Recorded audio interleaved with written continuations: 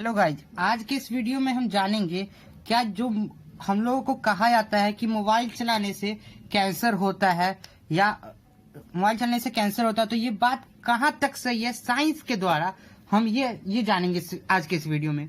ये जो बात है हम लोग को और भी हैरान कर देती है। कब?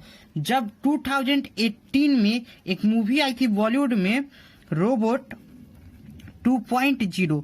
ये मूवी में अगर आप बेसिकली मूवी देखिएगा तो इसमें ये कहा गया है, मतलब कि एक सोशल मैसेज हमें ये दिया गया है कि बर्ड जो मर रहे हैं वो सेलफोन के टावर के कारण मर रहे हैं।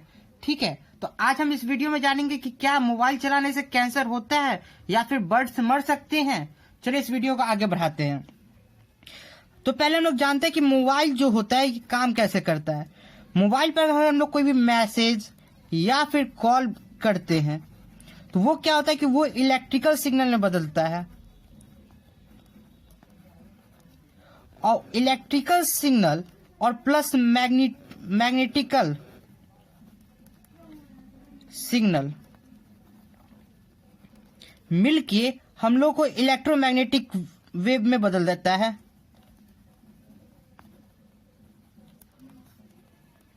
इलेक्ट्रोमैग्नेटिक वेव में बदलता है।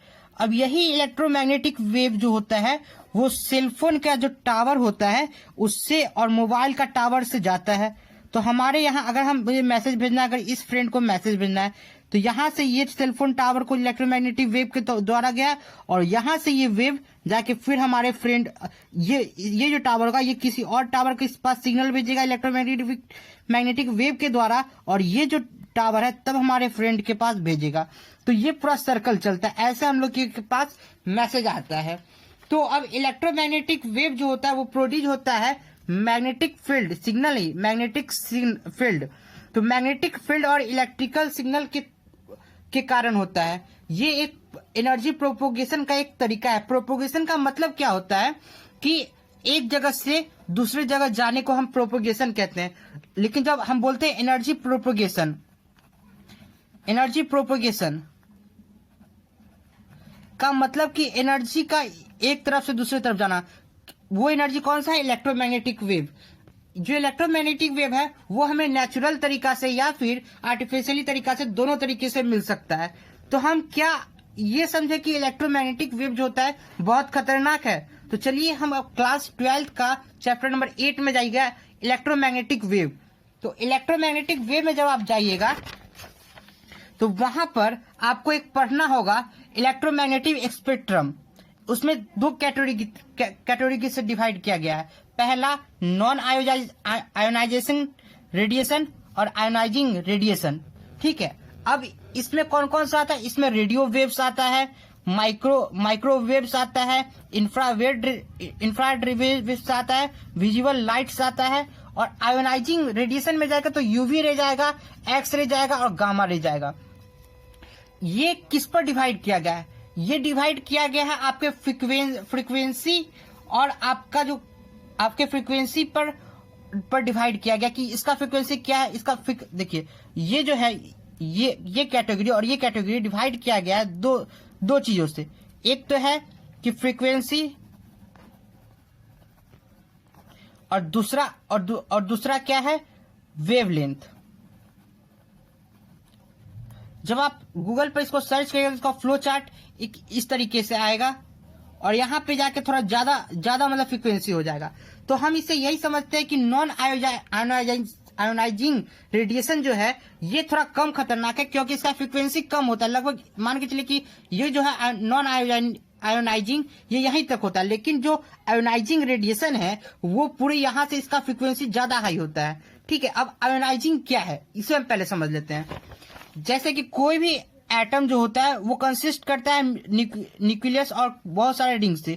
न्यूक्लियस के अंदर हमारे पास प्रोटॉन और न्यूट्रॉन होता है और इलेक्ट्रॉन मूव करते रहता है। अगर कोई भी ऐसा वेव या कोई भी केमिकल बॉन्ड बनाने के कारण, केमिकल बॉन्ड जब बनता है तो ये जो इलेक्ट्रॉन है एक दूसरे से जाके कंबाइन हो जाता है, दूसरे एटम से जाके कंबाइन हो जाते हैं। ठीक है, तो अब जो इलेक्ट्रॉन इसको निकाल कर और दूसरे एटम में ट्रांसफर करना है, इसके लिए बहुत हाई पावर एनर्जी की जरूरत पड़ती है, जो कि रेडियो वेव कभी नहीं कर सकता।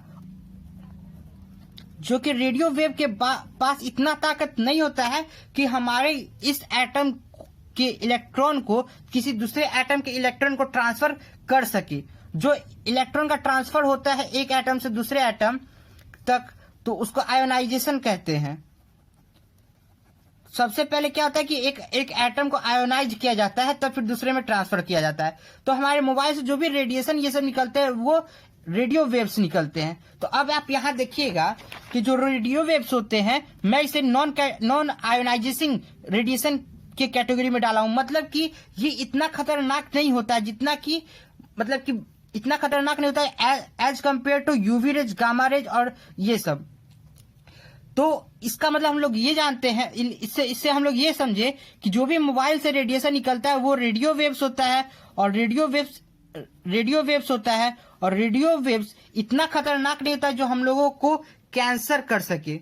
हाँ, लेकिन मैं ये वीडियो बनाने का मेरा ये मकसद नहीं था कि आप मोबाइल फोन स्मार्ट कर, मतलब कि मोबाइल फोन का जो स्मार्ट मोबाइल फोन है या फिर एंड्रॉइड मोबाइल फोन है, आप उसको ज्यादा इस्तेमाल करें। अगर आप उसको ज्यादा इस्तेमाल करिएगा तो आपको हेडेक हो जाएगा, मतलब सर में दर्द हो जाएगा, या फिर ये भी हो सकता है कि आपके आंख में जलन टाइप का मतलब कि प्रॉब्लम आ सकती है। तो इसी कारण कि अगर मम्मी लोग या फिर कोई भी रिश्तेदार ये कहते हैं कि आपको मोबाइल चलाने से कैंसर हो जाता है, ये गलत बात है।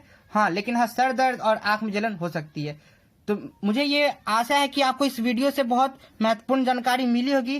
Thank you guys. अगर मेरा वीडियो पसंद है प्लीज लाइक करिएगा, शेयर करिएगा एंड कमेंट करिएगा। Thank you guys.